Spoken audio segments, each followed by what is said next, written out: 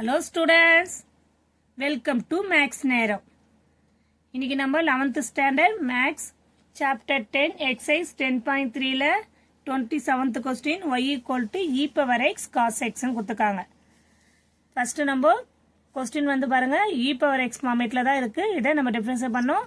ஆனா வெறும் e power x இருந்தா நம்ம ஈஸியா அந்த ஃபார்முலா வச்சு டிஃபரன்ஷியேட் பண்ணிடலாம். ஆனா இங்க e power x ஓட cos x இருக்கு. அப்போ கண்டிப்பாக இங்கே செயின் ரூல் யூஸ் பண்ணுற மாதிரி இருக்கும். அது செயின் ரூல் யூஸ் பண்ணுறதோட இங்கே பாருங்கள் இது வந்து பார்க்கும்போது நம்மளுக்கு இ பவர் எக்ஸை டிஃபரன்ஸ் பண்ணால் உனக்கு இதே ஃபார்மில் வந்துடும். அதுக்கப்புறம் எக்ஸ் காஸ் எக்ஸ்னுக்கு அப்போ எக்ஸு காஸ் எக்ஸ் ரெண்டு வேரியபிளுமே ஒரே இதில் இருந்ததுன்னா அது ப்ராடக்ட் ரூல். ஓகேவா, இங்கே என்ன இருக்குன்னு அர்த்தம் மல்டிபிகேஷன் அர்த்தம். அப்போது அது ப்ராடக்ட் ரூல் யூவி ஃபார்முலாவை யூஸ் பண்ண போகிறோம். ஓகேவா, கொஸ்டின் கிளியராக புரிஞ்சுதாமா? இப்போது சொல்ல போலாம். இங்க பாருங்க differentiate with respect to X.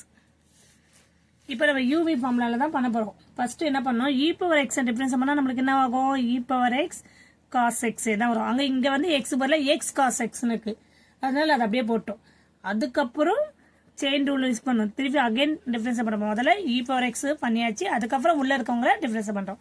ஓகேவா, அப்போ எக்ஸ் காஸ் எக்ஸ்னு வருது. இப்போ இங்க தான் வந்து நீங்க யூவி ஃபார்முலா யூஸ் பண்ற மாதிரி இருக்கும்.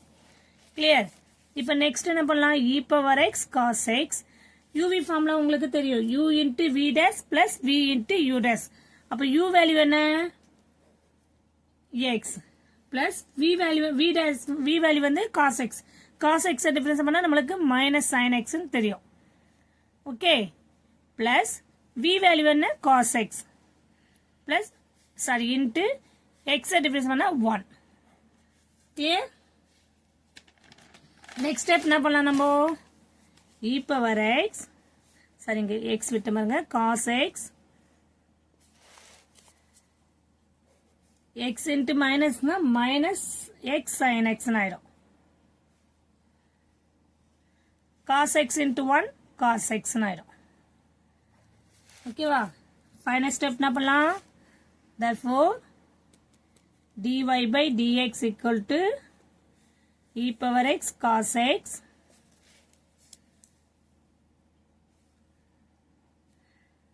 e power x cos x. இங்க வந்து cos x இருக்கா, இந்த பிளஸ் முன்னாடி வச்சுக்கிட்டு மைனஸ் எக்ஸ் சைன் எக்ஸ் போட்டுக்கலாம்.